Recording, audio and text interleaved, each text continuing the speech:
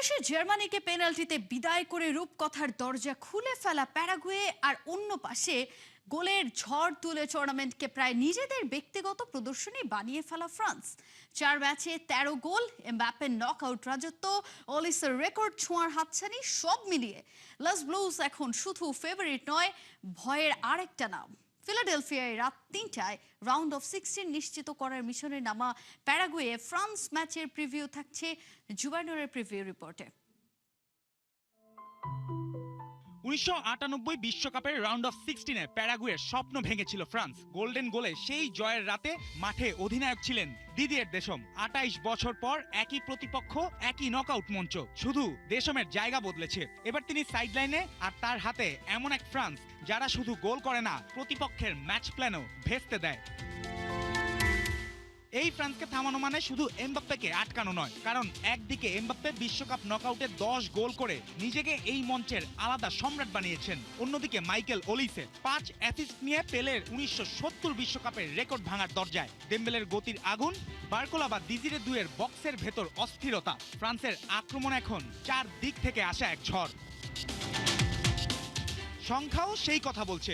এই বিশ্বকাপে ফ্রান্স 4 ম্যাচেই অন্তত 3 গোল করেছে। আরেক ম্যাচে সেই ধারা থাকলে তারা ছুঁয়ে ফেলবে 1954 সালের জার্মানি ও 1970 সালের ব্রাজিলের বিরল রেকর্ডও। এমবাপ্পে, দেম্বেলে ও ওলিসে তিনজনই 5 বা তার বেশি গোল অবদানে যুক্ত। 2002 সালে রোনালদো, রিভালদো, রোনালদিনিওর ব্রাজিলের পর এমন অ্যাটাকিং থার্ড বিশ্বকাপে খুব কমই দেখা গেছে।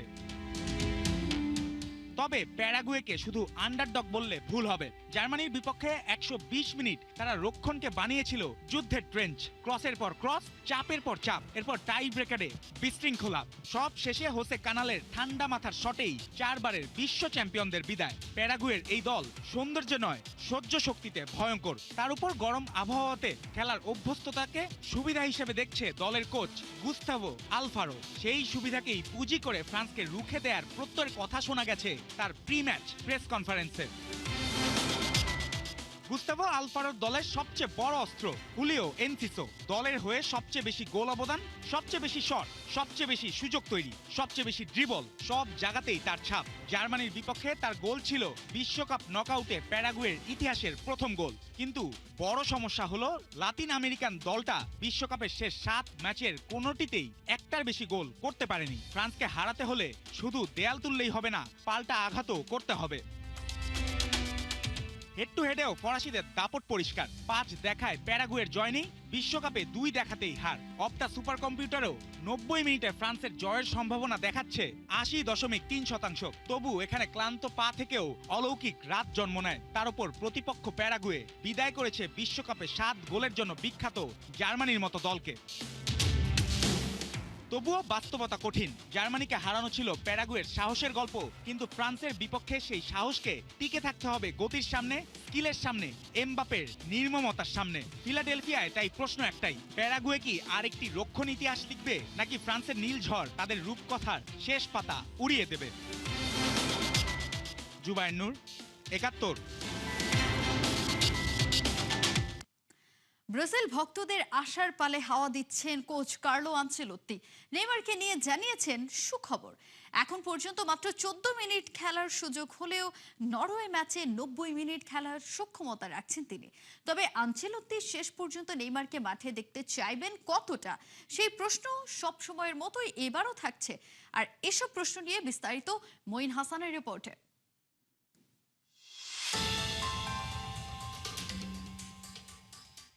এখনো আশা মেটেনি, নেইমারের খেলা দেখার আশা মেটেনি। ব্রাজিল ভক্তরা তীর্থের কাক হয়ে বসে আছে। তাদের নাম্বার 10 পুরো মাঠ জুড়ে খেলবে, 90 মিনিট খেলবে, এটাই তো চাওয়া। কিন্তু সবকিছু নেইমারের শরীর আর কার্লো আনচেলোত্তির পরিকল্পনার উপর। সুখবর একটা অবশ্য আছে। ব্রাজিলিয়ান পত্রিকা ফোয়া ডি সাও পাওলোতে সাক্ষাৎকার দিয়েছেন কার্লো আনচেলোত্তি। সেই পরিচিত প্রশ্ন আসতেই কোচ জানালেন 90 মিনিট খেলার জন্য প্রস্তুত আছে নেইমার। নেইমার নিজের ব্যাপারে খুব একটা খুশি নন, কিন্তু দারুণ পেশাদারিত্ব দেখাচ্ছে। অনুশীলনেও খুব ভালো করছে। স্বভাবের কথা বলতে গিয়ে আনচেলোত্তি জানালেন, নেইমার খুবই শ্রদ্ধাশীল, ভদ্র আর সতীর্থদের কাছে অত্যন্ত প্রিয় একজন। নেইমারের বিনয় নিয়ে আঞ্চলকটির সন্তুষ্টি ফুটে উঠল কথায়। সাক্ষাৎকারে প্রশ্ন করা হয়েছিল, দলের 10 নম্বর জার্সিধারী কি কোনো বিশেষ অনুরোধ করেছে মাঠে খেলার জন্য? এমন প্রশ্নের জবাবে কোচ জানান, এমন কোনো অনুরোধ আসেনি, তবে নেইমারের আচরণে প্রতিদিনই বোঝা যায় সে খেলার ব্যাপারে কতটা ইতিবাচক। বাংলাদেশ সময় রোববার দিবাগত রাত 2টায় নরওয়ের বিপক্ষে মাঠে নামবে ব্রাজিল। শেষ 16 পেরোতে হালান্ডের সাথে লড়াইটা সহজ হবে না। সেই লড়াইয়ে জিততে হলে নেইমারের মাঠে থাকা ব্রাজিলের জন্য স্বস্তির ব্যাপার হবে। আঞ্চলকটি তো কনফার্ম করলেন 90 মিনিট খেলার জন্য নেইমার প্রস্তুত আছে। এখন সময় সুযোগ বুঝে তাকে মাঠে রাখার জন্য ফাইনাল কলটাও ডন কার্লোর। এখন পর্যন্ত কেবল গ্রুপ পর্বে স্কটল্যান্ডের বিপক্ষে 14 মিনিট মাঠে খেলেছেন ব্রাজিলিয়ান নাম্বার 10। স্কটল্যান্ড ম্যাচে নেইমারের সেদিনের ওই অল্প সময়ের খেলা উপভোগ করেছেন ভক্তরা। অনেকের মনে গেঁথে আছে গোলে নেয়া নেইমারের হালকা ধরনের শট বা ছোটখাটো ড্রিবলিং। তবে আশা জাগছে নতুন করে, নরওয়ের বিপক্ষে যথেষ্ট ম্যাচ টাইম পেতে পারেন নেইমার। এর আগে নরওয়ের বিপক্ষে 4 বার দেখা হয়েছে ব্রাজিলের, সেখানে 2 পরাজয় 2 ড্র। নর্ডিকদের সাথে জয়ের রেকর্ড নেই হলুদ জার্সিধারীদের। এছাড়া আরেকটা রেকর্ড নিয়েও ব্রাজিল দুশ্চিন্তা করতে পারে। 2002 সালের সবশেষ বিশ্বকাপ জয়ের পর এখন পর্যন্ত নকআউট পর্বে কোনো ইউরোপিয়ান দলকে হারাতে পারেনি ব্রাজিল। এবার কি সেই দুশ্চিন্তা এড়িয়ে নরওয়েকে হারিয়ে কোয়ার্টার ফাইনাল নিশ্চিত করতে পারবে সেলেসাওরা? মঈন হাসান, 71। কেপ ভার্দে রূপকথা, লিওনেল মেসির রেকর্ডময় রাত, গোল অ্যাসিস্টের বন্যা, আগুন ছড়ানো ম্যাচ, লিড আর কামব্যাকের একের পর এক গল্প, সব যেন লুকানো ছিল এক রাতের জন্যই। কেপ ভার্দে আর্জেন্টিনাকে যেভাবে টাফ টাইম উপহার দিয়েছে সেটা আলবিসেলেস্তেদের দুর্বলতার জায়গাগুলো একেবারে স্পষ্ট করে দিয়েছে। এই সাথে এই ম্যাচ আবারও প্রমাণ করেছে স্কোর লাইন সবসময় ম্যাচের আসল ছবিটা প্রকাশ করে না। খালিদ জামিলের রিপোর্টে বিস্তারিত। মায়ামিতে লোকাল টাইম শুক্রবার রাত, যা হলো তা যতদিন আপনার মনে পড়বে গায়ে কাটা দেবেই। একটা বিশ্বকাপের ইতিহাসে অন্যতম বড় আপসেটের দোরগোড়ায় পৌঁছে শেষ মুহূর্তে ফিরে আসার গল্প। আর্জেন্টিনা 3-2 কেপ ভার্দে এক্সট্রা টাইমে। ডিনি বোরহেসের আনলাকি ওন গোলে এন্ড মোমেন্টে বেঁচে গেল দ্য ডিফেন্ডিং চ্যাম্পিয়ন্স। 29 মিনিটে মেসি এগিয়ে দিলেন, লিসান্দ্রো মার্তিনেসের লং পাস, নিয়ার পোস্টে লিফট, ভোজিনিয়া ম্যানেজ করতে পারলেন না। বিশ্বকাপে এলএম10-এর 20 নম্বর গোল, প্রথম খেলোয়াড় হিসেবে 30টি বিশ্বকাপ অ্যাপিয়ারেন্স, টানা 8 বিশ্বকাপ ম্যাচে গোল। মেসি এখন যা করবেন তাই রেকর্ড, ডানে কিংবা বায়ে তাকালেও, কারণ he is living as a living legend. যেখানে দাঁড়াচ্ছেন লাইনটা শুরু হচ্ছে সেখান থেকেই। কিন্তু কেপ ভার্দে থামেনি। 60 মিনিটের কাছাকাছি সময়ে দেরয় দুয়ার্তে আর্জেন্টিনার বক্সে ঢুকে বটম লেফট কর্নারে তাক করে শট নিলেন। কোরলাইন 1-1। স্তব্ধ মায়ামি। এর মধ্যে মেসির সাথে ভোজিনিয়ার 1 ভার্সেস 1 সিনারিও, যেখানে উইনার কেপ ভার্দে গোলকিপার। তারপর কুইক ফ্রি কিকে অলমোস্ট স্পট অন ছিলেন এলএম10, তবে সেখানেও ভোজিনিয়ার সুপার সেভ। আর্জেন্টিনা সুযোগ তৈরি করেছে, কিন্তু গোল বের করতে পারেনি সেই তুলনায়।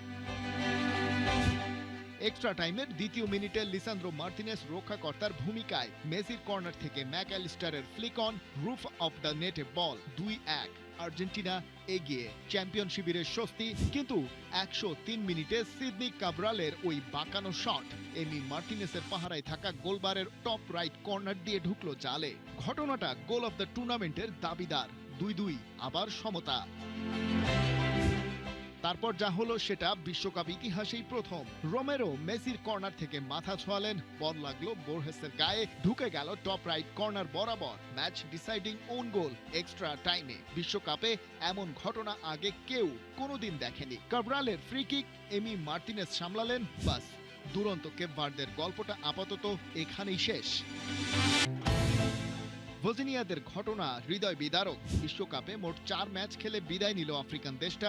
3 ম্যাচে তারা প্রতিপক্ষ হিসেবে পেয়েছে কোনো না কোনো সময়ের বিশ্ব চ্যাম্পিয়নকে, কিন্তু তাদের কেউই এই দলটাকে নির্ধারিত 90 মিনিটে হারাতে পারেনি। এবারের আসরে মোট 4 গোল করেছে তারা, স্কোরার আলাদা 4 ফুটবলার। তার মানে কমপ্লিট টিম ওয়ার্ক। 40 বছরের ভার্জিনিয়ার টোটাল 18 সেভ এই বিশ্বকাপে। কুরাসাওয়ের রুম, প্যারাগুয়ের গিলের পর তার পজিশন।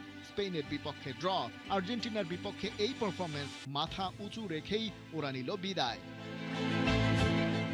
আর্জেন্টিনার জন্য সতর্কবার্তা, স্কালোনির 100 নম্বর ম্যাচে দল কখনো ছন্দময় হয়ে উঠতে পারেনি। লিসান্দ্রো মার্টিনেজের একটা ম্যাচে গোল আর অ্যাসিস্ট দুটোই করেছেন 2006-এ ক্রেসপো আর তেভেজের পর প্রথম আর্জেন্টাইন। মেসি অবশ্য এই হিসেবের বাইরে, অনেক ওপরে। এলএম10-এর রেকর্ডভুক্ত আলাদা, নকআউটে 12 গোল কন্ট্রিবিউশন, 6 গোল 6 অ্যাসিস্ট। 1966-র পর পেলে আর এমবাপেকে টপকে সর্বোচ্চ। দুটি বিশ্বকাপে 7 বা তার বেশি গোল করা প্রথম খেলোয়াড়। 2022-এও করেছিলেন, 2026-এও। টানা 5 নকআউট ম্যাচে গোল, লিওনিদাস, সারুসি, ভাভার সাথে যৌথ রেকর্ড। আর্জেন্টিনার পরের ম্যাচ মিশরের বিপক্ষে, সেখানে সালা অপেক্ষা করছেন। কেপ ভার্দের বিপক্ষে পারফরমেন্স বলছে ওই কাজটা সহজ হবে না। খালিদ জামিল, 71। অ্যাসিড টেস্টে পাশ করে শেষ 16 নিশ্চিত করেছে আর্জেন্টিনা। তবে রিয়েলিটি চেকে যেন বেরিয়ে এসেছে আলবিসেলেস্তেদের লো ফলসগুলো। স্কালোনিও শিষ্যদের পারফরমেন্স নিয়ে কথা বলেছেন ভিন্ন সুরে। ডিফেন্স লাইনটা কাজ করেনি ঠিকঠাক, পরিসংখ্যান বলছে ঘাটতি পুষিয়ে উঠতে না পারলে বিপদে পড়বে ডিফেন্ডিং চ্যাম্পিয়নরা। আবু নাইমের রিপোর্টে বিস্তারিত। প্রতিপক্ষ কেপ ভার্দে আর্জেন্টিনাকে দেবে টাফ টাইম। ম্যাচের আগে সে কথা কে বিশ্বাস করেছে? মেসির শট ঠেকিয়ে দেওয়া, প্রতিপক্ষের বক্সে গিয়ে মাস্তানি, সবই করেছে ওরা। আর আর্জেন্টিনার ডিফেন্স যেন দেখিয়েছে সর্বকালের সবচেয়ে বাজে গেম ডিসপ্লে। অস্ট্রিয়ার জর্ডানকে উড়িয়ে দেওয়া আর্জেন্টিনা এই ম্যাচে ছিল খাপছাড়া। লিড নিয়ে ধরে রাখতে না পারা, বক্সে প্রতিপক্ষকে চেকমেট না করতে পারার সেই আক্ষেপ তো ছিলই। ডিফেন্স লাইনটা বারবার ভেঙেছে কেপ ভার্দে। তবে সবচেয়ে অবাক করা বিষয় ছিল বক্সে ঢুকে কেপ ভার্দে অ্যাটাক করেছে, কিন্তু সেখানে ট্যাকল করার মতো যেন কেউই ছিল না। দেরয় দুয়ার্তের সেই গোল তো অনেকটা ঠান্ডা মাথার শটেই হয়েছে, ব্লক করতে পারেনি কেউ। পুরো ম্যাচ জুড়ে এই এক সমস্যায় ভুগেছে আর্জেন্টিনা। যেখানে কেপ ভার্দে 7 বার প্রতিপক্ষের শট আটকে দিয়েছে, সেখানে আর্জেন্টিনার সংখ্যাটা মাত্র 6। জিতেও যেন পিছিয়ে গেছে কুটি রোমেরোরা। ডিফেন্সে বল ক্লিয়ার করতে না পারার রোগটা হঠাৎ করেই যেন মাথাচাড়া দিয়েছে। কেপ ভার্দের থেকেও ছিল পিছিয়ে। 26 ক্লিয়ারেন্সের বিপক্ষে আর্জেন্টিনার সংখ্যাটা 24। 7-এর নিচে রেটিং নিয়ে ম্যাচ শেষ করেছে আর্জেন্টিনার 3 ডিফেন্ডার, মন্তিয়াল, তাগলিয়াফিকো, মলিনা। সামনের সারির 3 তারকার এভাবে মুখ থুবড়ে পড়ার কারণেই ডিফেন্স লাইনে ছড়ি ঘুরিয়েছে কেপ ভার্দে। নকআউটের স্টেজে এই লুফলসগুলোই ভোগাতে পারে আলবিসেলেস্তেদের।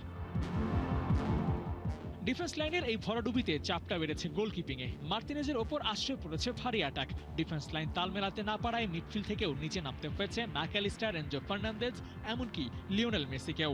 2 বার প্রতিপক্ষের শট ব্লক করেছেন লিও। শেষ 16তে মাঠে নামার আগে স্কালোনির দলকে কাটিয়ে উঠতে হবে এই বাধা। দলের পারফরমেন্সে অবশ্য খুশি স্কালোনি। কঠিন সময়ের মধ্যে যেভাবে রেজাল্ট বের করে এনেছে প্লেয়াররা, তাতে এগিয়ে যাওয়ার রসদ খুঁজে পাচ্ছেন এই মাস্টারমাইন্ড। আবু নাইম, 71। 120 মিনিটের রুদ্ধশ্বাস একটা লড়াই। বিশ্ব চ্যাম্পিয়ন আর্জেন্টিনাকে এক মুহূর্তের জন্যও স্বস্তিতে থাকতে দেয়নি কেপ ভার্দে।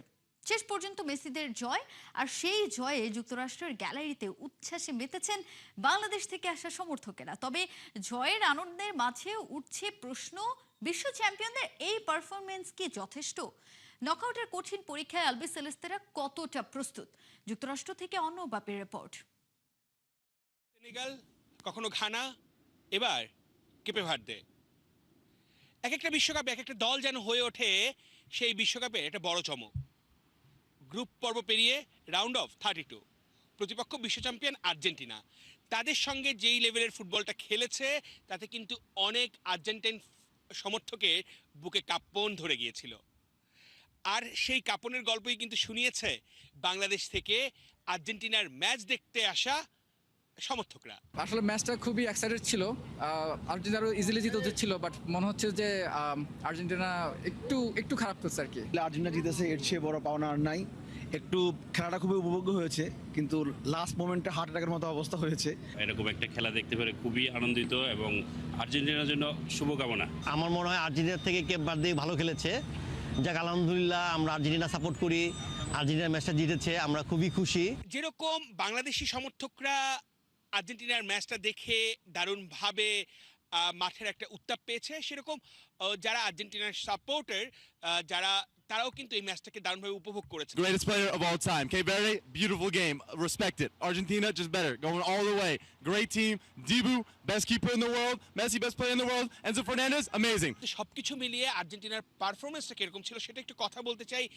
বাংলাদেশেরই ডাটা অ্যানালিসিস নিয়ে কাজ করছেন ইউএসএতে একাধিক ক্লাবের হয়ে এমআই মাহবুব, স্বাগত জানাচ্ছি আপনাকে। আর্জেন্টিনা এই রাউন্ড অফ 32 ম্যাচটা আসলে কিরকম দেখলেন এবং কোন কোন জায়গায় মনে হয়েছে যে আর্জেন্টিনার এই প্লেয়ার বা এই ফুটবলারগুলো বা এই জায়গাগুলোতে আরো বেটার করা উচিত ছিল? মেসি ছাড়া স্ট্রাইকে সবাই মানে আলোহীন ছিল, কিন্তু আর্জেন্টিনা যেটা মনে হয়েছে এত ফেমাস একটা দল, বিশ্বকাপ জয়ী ট্যাগ নিয়ে এসেছে খেলতে, তো মনে করেছিলাম যে অ্যাটাকের পর শুধু অ্যাটাক হতেই থাকবে, গোলকিপার কয়টা হয়তো ঠেকাবে গোল, এরকম আশা ছিল, কিন্তু তার কিছুই হয়নি। এই ম্যাচটা দেখে কিছু মনে হয়েছে যে একটা গুঞ্জন উঠেছে, একটা সবাই বলে যে ফিফা নাকি কোনোভাবে আর্জেন্টিনাকে সহযোগিতা করে, আদৌ কি মাঠের খেলায় সেটা মনে হয়েছে?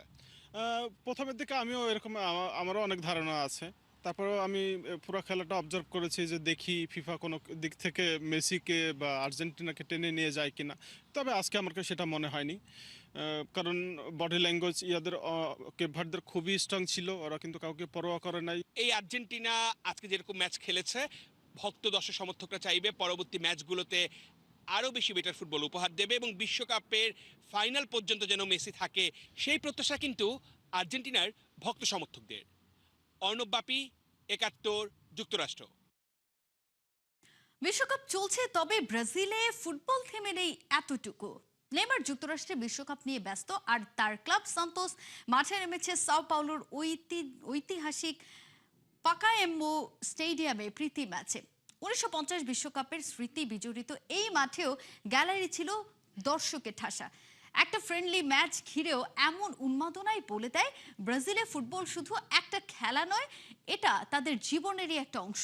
সেলেসাও ফ্যানদের ফুটবল ম্যাডনেস কাছ থেকে দেখেছেন হাসান সজীব।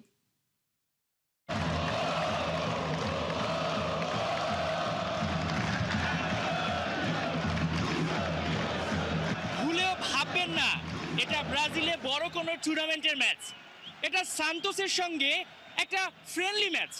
সাও পাউলোতে একটা প্রীতি ম্যাচ হচ্ছে।